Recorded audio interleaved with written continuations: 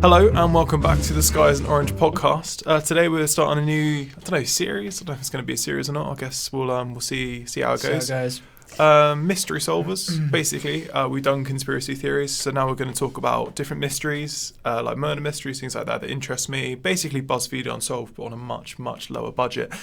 No budget. No budget, exactly. So I'm going to be talking about, we can tell by the thumbnail, because you would have clicked on it, all two of you. It's basically about Lord Lucan. It's an interesting one. It's a murder mystery I'm really interested in. Matt, you probably don't know too much about it. No, I'm not weird like you. No, thanks. I'm aware of the name, but I couldn't tell you anything more than that. Quite famous. There was a TV show about it recently, I think. But I'll get started. So, John Bingham was the 7th Earl of Lucan. He was born on the 18th of December, 1934 in London. Just for the purposes of this, I'm not going to bother calling him John Bingham. I'm just going to call him Lord Lucan. Just flows better. It's a fancy name. I enjoy it. He was an Anglo-Irish aristocrat, which Anglo means English, for those of you that maybe don't know that. He was the eldest... I know you didn't. Mm-hmm. He was the eldest son of George Bingham, the 6th Earl of Lucan. Took over from Daddy. So he was a lord, basically. He took up gambling and he left his job from a bank to go to become a professional gambler, but he was terrible at it. He made so much more losses and money in between September and October, in 2 months, whatever that is, in 1974, he racked up £50,000 worth of debt. That sounds like a lot, but £50,000 back then is a lot of money, yeah. He was actually considered for the role of James Bond. There's a picture of him in the thumbnails. That's you can have a look at the thumbnail, obviously, if you want to. Basically, instead they wait for a weightlifting Scottish bald-headed man, and they stand by it. It's great stuff. Basically, purely because he loved expensive stuff. You know, he drank a lot and do whatever. He raced boats and he even drove an Aston Martin. There's a lot of similarities between Lord Lucan and you, actually. I don't drive. I can't drive. I don't have any speedboats and I'm cheap. Apart from that. Yeah, pretty much the same. Yeah. So in 1963, he married Veronica Mary Duncan and they had 3 kids together.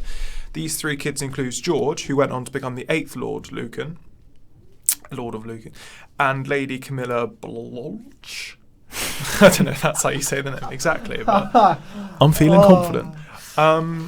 So, this is where things get interesting, because his early life's alright, but it's not that interesting. So, the marriage between the two of them, obviously, starts failing around late 1972. He moves out of the residence, which is 46 Lower Belgrave Street, which is decent of him. Yeah. It's the house you can see in the thumbnail as well. That's in there. I tried to be smart with the thumbnail this week so I can make references to it. And he moved to another house nearby. This is where things start to get weird. So you have a bitter custody battle because they want a divorce, but they both want custody of the children, which is good, I guess. Selfish. He lost. So the kids stay with the mum. He begins to spy on his wife, spying on him, and he begins to record her telephone conversations. If only he did get the role of James Bond. Yeah, maybe none of this would have happened. Yeah. So he becomes obsessed with getting his kids back. He loves them. That's nice. Does he get to see them at weekends? I don't know. Oh. This and his gambling addiction starts to take its toll. So that's a bit background. This is what he did, or supposedly did. I guess it's never been proved. Okay, interested. So on the evening of the 7th of November, 1974. The children had a nanny. Her name was Sandra Rivet. She is also in the thumbnail. Basically, I'll explain the thumbnail. The picture on the left is where the murder happened. It's the house.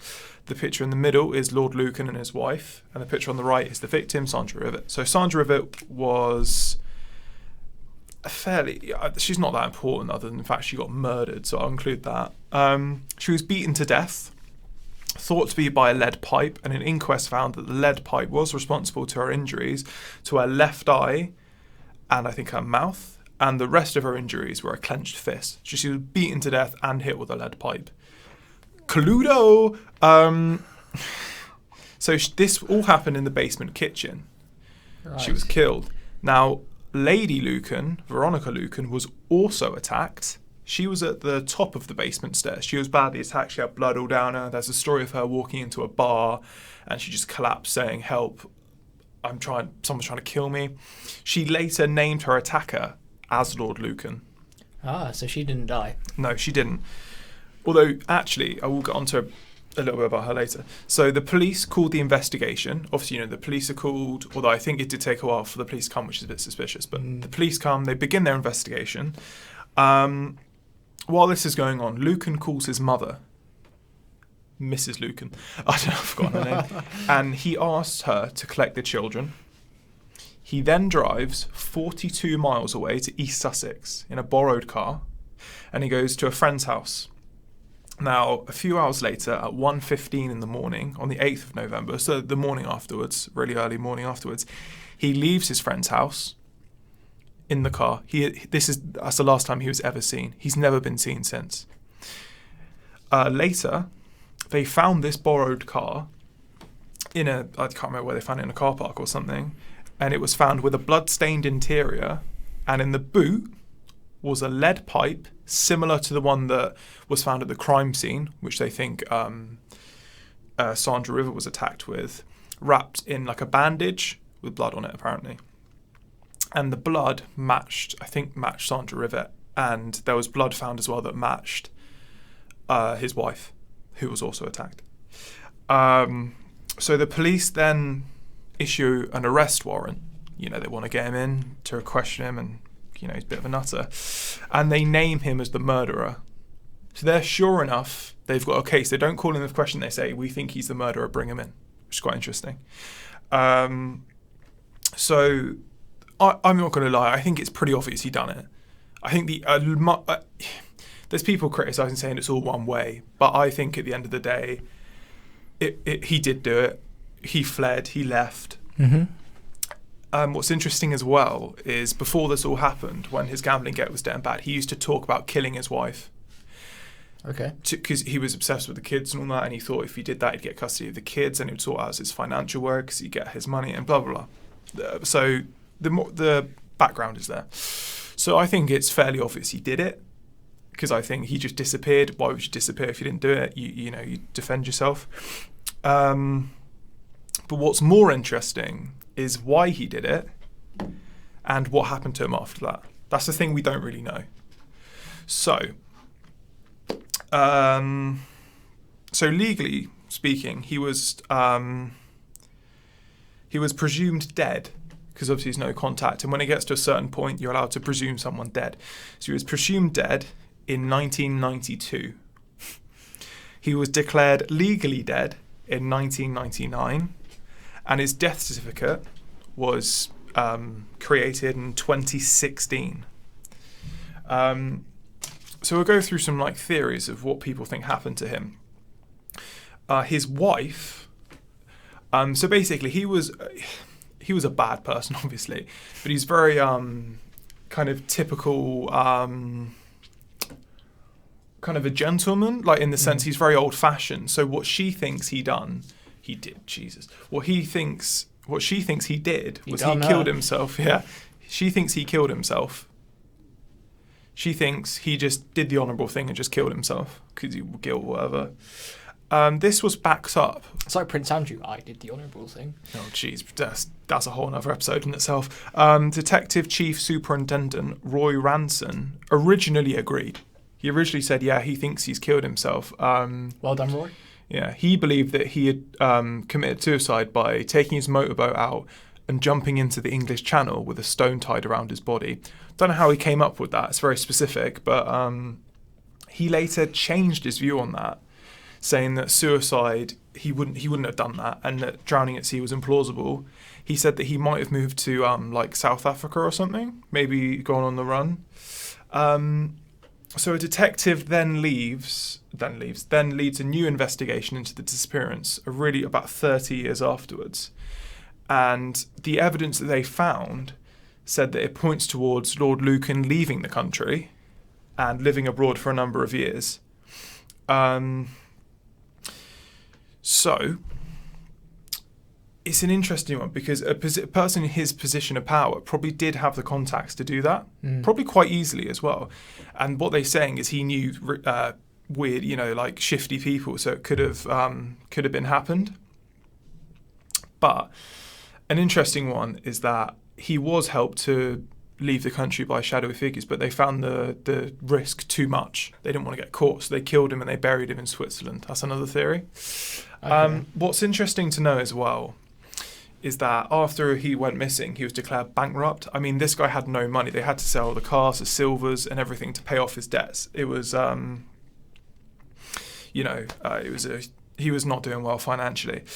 Since his disappearance, there's been thousands of different reports and sightings. That's what I was going to ask, actually. Yes. The rumours. So go on. One of the earliest sightings occurred shortly after the murder, but it just turned out to be a politician called John Stonehouse who attempted to fake his own death. So the police travelled to France to find another sighting. Nothing happened. Someone said they saw him in Colombia, but it turned out to be someone else. Someone else claimed to have captured him, but it was a hoax. Some said he'd gone to India, but it turned out to be someone else. There was a British homeless man who claimed to be him, but it wasn't him.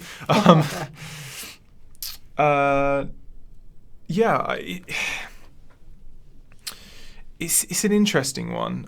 Someone else said as well that the two eldest kids, or his kids, were sent to Gabon in the early 1980s. And was sent to Gabon?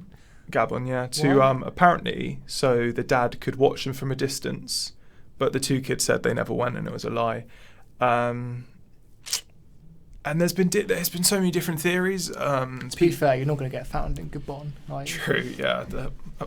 Exactly. Aubameyang's he's the only good thing to come out of there. Mario Lemina, actually. Yeah. No. Good thing. He's got nice hair. But lots of different things. Lots of different people have said different things. Veronica has said that he's not the sort of man that would cope abroad. He's very English. So basically, it's anyone's guess. But I find things like these really interesting. I love reading about murder mysteries, things like that, because we have no idea what happened to him, and there's so many different theories out there, and so many different sightings. So given the evidence, actually I will say, just before we get into it, what we think. I've not gone through the details because we'll be here all day if I do. Anyone that is interested, do some research in it. It's really interesting. Things like these are really interesting. And tell us if you want any more, because I'm happy to do things like this. I love things like this. So if it's something people want to see, let us know. So anyway, given the information that I've given you, what do you think happened? Like, talk me through it. What do you think? Given, I will say, the evidence I've given, because I believe he did it, is probably quite biased towards him doing it. There is some evidence that he might not have done it. Like his fingerprints weren't found at the scene, but they say that's just luck. Like he just didn't touch the right things and they got moved, So well, let's say he didn't do it. Okay. He's just vanished. That's it. And see, I agree with that, but unless his wife or ex-wife, they were divorced by this point. I don't think they weren't legally divorced, but they were separated. Let's say wife. Unless she killed the nanny, she killed Lord Lucan. I don't know. Maybe had a fight. Maybe he injured her. Maybe that's why she had the blood on her and what have you. She's hidden the body, or. I mean, that's just a theory. I don't think that. I think chances are, from what you've said. I will say about that, it was a confirmed sighting, him leaving his friend's house the next morning. Okay. That did happen. They're fairly sure that happened. So I would say that's probably not. Well, then it seems that it's likely he's done it. The motive's there. Is there a motive, though, for killing the nanny? Well, if she's trying to prevent him from harming the children or the wife, or trying to take the children. Yeah. Potentially. So I guess you could, if you look, if you want to find a reason for him doing it, you can find it. And ultimately he disappears. There's no body, so it's unlikely, I think, that he is dead. I mean, possible. I mean, certainly. I mean, I don't know how old he'd be now. I was going to say maybe now, but at 1974, whenever it was, unlikely. He was born in 1934. What we in? So he would be Could be alive. 86, something Kirk like that. Douglas is 102. Yeah, fair enough. 103 this week, I think. On this week. I think he did it. That being said, I do have a question. yes. Where is Lucan? Lucan. Yeah. Yeah, Lucan. Somewhere in As well, Lucan land. once the bad things happened, did the wife and children continue to live in that house? That's an interesting. You can see one. what I've listened to here. Like, this is what I'm interested in, because is it haunted? Get over it. No, we're not even going to get into hauntings, but I don't know if they live there. I would imagine not, but maybe. I don't know. Might be a nice house. It probably was a nice house if they're lords. I think the things why it might not be him that killed them is it could be he, with all the debt, he must have known some bad people. What if he just got, like, he just got, because he was a drunk, right? He drunk a lot, but I wouldn't. Let's say he was really drunk and he just had a mad one. And then, didn't, initially go with the intention of wanting to harm his wife. He didn't. So the children are okay. They're all alive. Yeah. I don't know. You could look for so many things and find. If you're looking for something, you can find it. Yeah, true. I think the evidence says he did it, but what happened afterwards, I honestly don't know if he killed himself or if he's. I just feel like if he was in debt though to the wrong people.